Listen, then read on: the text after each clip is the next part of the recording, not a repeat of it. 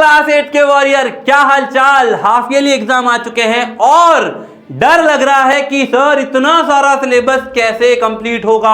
और कुछ बच्चे ऐसा कह रहे हैं कि सर मेरा तो थोड़ा सा ही पढ़ाई हो पाया है, ज्यादा कुछ हो ही नहीं पा रहा है, तो मैं कैसे कमबैक कर पाऊंगा। तो यार एक बात बताता हूं, कमबैक उन्हीं का सबसे अच्छा होता है या सबसे बड़ा होता है जो लोग स्टार्टिंग धीरे करते हैं या उनकी वीक स्टार्टिंग होती है। और आप लोगों का कमबैक भी बहुत तगड़ा होने वाला है, लेकिन कमबैक करने से पहले आप लोगों को कमेंट में लिखना है कि मैं कमबैक कर सकता हूं। मैं आप लोगों के लिए 5 दिन का प्लान लाया हूं, कमबैक प्लान, लेकिन उससे पहले आप बोलो कि मैं कमबैक करके रहूंगा और डेली सवेरे उठ के ये खुद से प्रॉमिस करना है कि मैं कमबैक करूंगा। तो यार आज आपको मैं यहां पे बताने वाला हूं 5 डे कमबैक प्लान, जिसमें सबसे पहले दिन डे वाइज चलेंगे भैया। और नोट कर लेना यार, वीडियो पॉज कर लो, 2x पे देखना आराम से, और सबसे पहले पेन पेपर लेके बैठो, लिख लेना। ये चैप्टर भी बता रहा हूं मैं यहां पर, ठीक है। तो चलिए शुरू करते हैं। सबसे पहले बात करते हैं डे 1 की। डे 1 पे हमें टारगेट क्या है? मैथ्स और इंग्लिश। फिर ऐसा क्यों भाई? एक डिफिकल्ट एक आसान, ऐसे चलेंगे। अब यहां पर मैंने कुछ चैप्टर्स लिए, आप अपने चैप्टर उसके अकॉर्डिंग चेंज कर सकते हो। जिनके चैप्टर आ रहे हैं ये ले लो, जिनके अलग आ रहे हैं वो चैप्टर बदल लेना। तो देखो 4 घंटे मैथ को देने, और चैप्टर कौन कौन से? Rational number, linear equation, exponent and power. किसी के स्क्वायर रूट आ रहा है इस जगह, इसको रिप्लेस कर देना। किसी के कोई और चैप्टर आ रहा है तो रिप्लेस कर देना। अगर मान लो 4 चैप्टर है तो रिप्लेस कर देना। फिर सबसे पहले चीज हमें सारे फॉर्मूले रिवाइज करने हैं, और 25 से 30 क्वेश्चन मिनिमम एक चैप्टर के करने हैं, जिसमें एमसीक्यू भी हो, न्यूमेरिकल भी हो, और अगर आपको असर्शन रीजन मिलते हैं वो भी होने चाहिए, क्योंकि हम लोग तो करा रहे हैं हमारे लाइव में, आप वहां से भी देख सकते हो। फिर आपको टारगेट क्या रखना है? टारगेट आपका होना चाहिए कि भैया हमें एनसीईआरटी के एक एक क्वेश्चन और एग्जाम्पल्स करने हैं, और मैं तो कहता हूं एग्जाम्पलर भी कर लो। क्या? एग्जाम्पलर भी कर लो, ये भी इंपॉर्टेंट है, ठीक है। एग्जाम्पलर भी कर लो अगर टाइम मिलता है। फिर सेकंड टारगेट पे आते हैं हमारा इंग्लिश। 2 घंटे इंग्लिश को देने हैं। उसमें क्या क्या करना है भाई? ग्रामर तो सबकी आएगी, है ना। ग्रामर तो सबकी आएगी, तो जो जो टॉपिक आ रहे हैं वो टॉपिक आपको करने हैं, जैसे tense, active, passive, indirect, direct कर लो।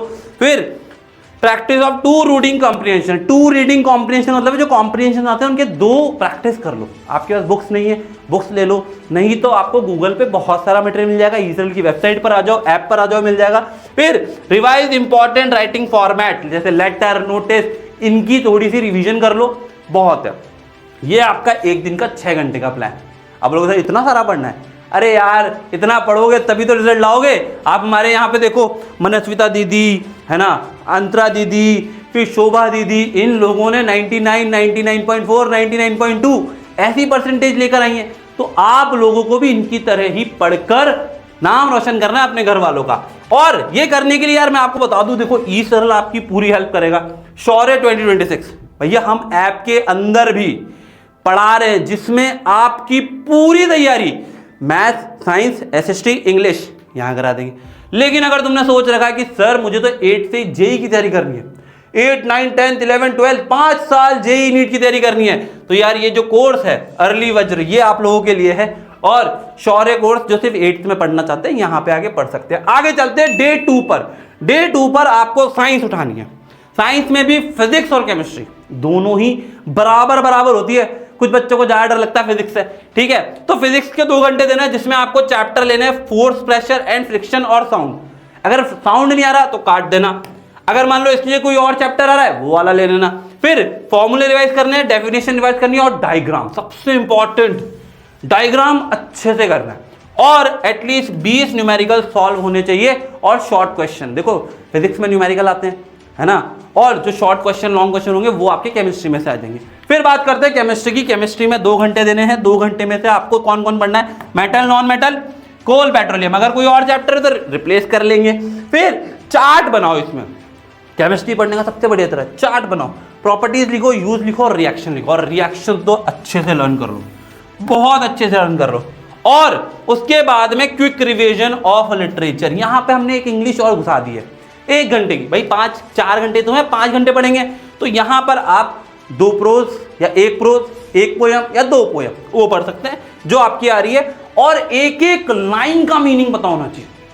पूरी समरी ऐसे टिप पर होनी चाहिए, तब जाके इंग्लिश में पूरे मार्क्स आते हैं। फिर बात करते हैं डे 3 की। डे 3 पे आती है साइंस, बायोलॉजी और एसएसटी हिस्ट्री। भाई सबसे खतरनाक पूरी थ्योरी पढ़नी है आज बैठ के, तो सारी थ्योरी एक ही दिन में निपटा देंगे, जिसमें 3 घंटे आपको बायो को देने, जैसे क्रॉप प्रोडक्शन, माइक्रो ऑर्गेनिज्म, फिर यहाँ पे कंजर्वेशन ऑफ प्लांट, एनिमल, ये चैप्टर ले लो।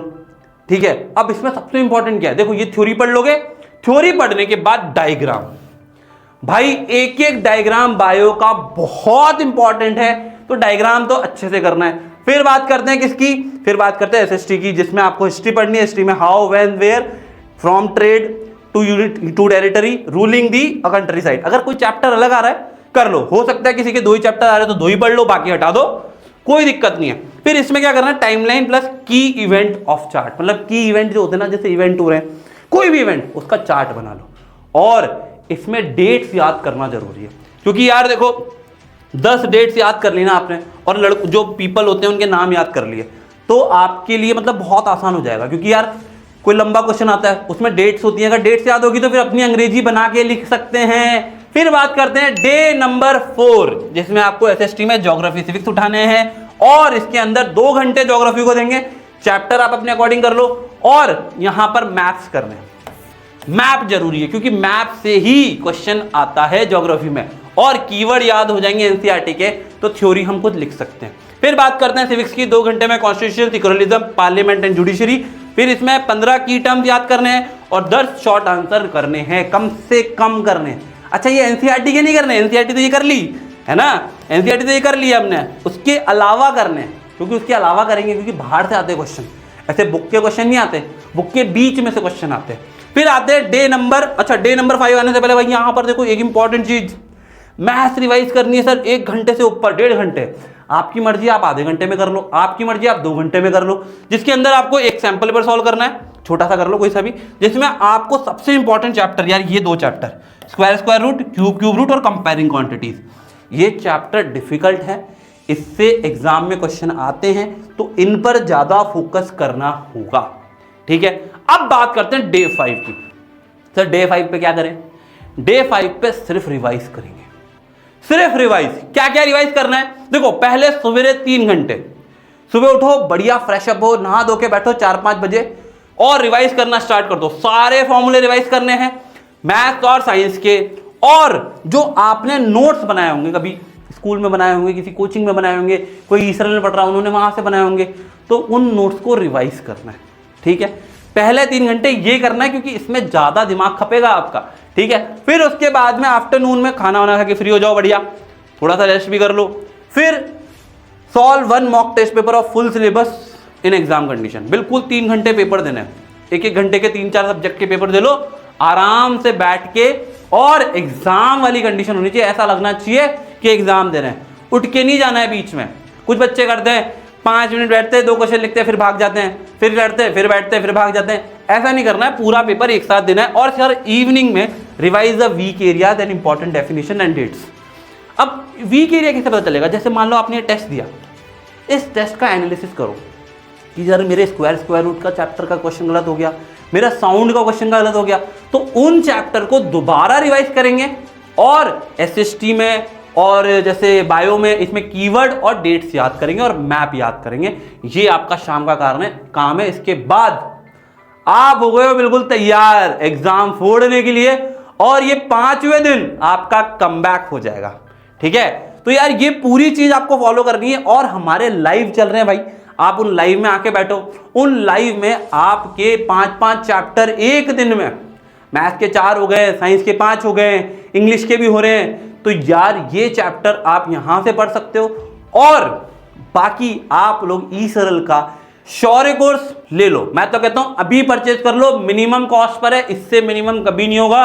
और अगर आपने सोच रखा है कि यार मुझे जेई देना है, नीट देना है, तो फिर वज्र कोर्स आपके लिए बेस्ट कोर्स है। आज एनरोल करो और अभी से तैयारी शुरू कर दो। और ऑल द बेस्ट, एग्जाम फोड़ कर आना और फिर मुझे कमेंट में जरूर बताना कि आपका एग्जाम कैसा गया।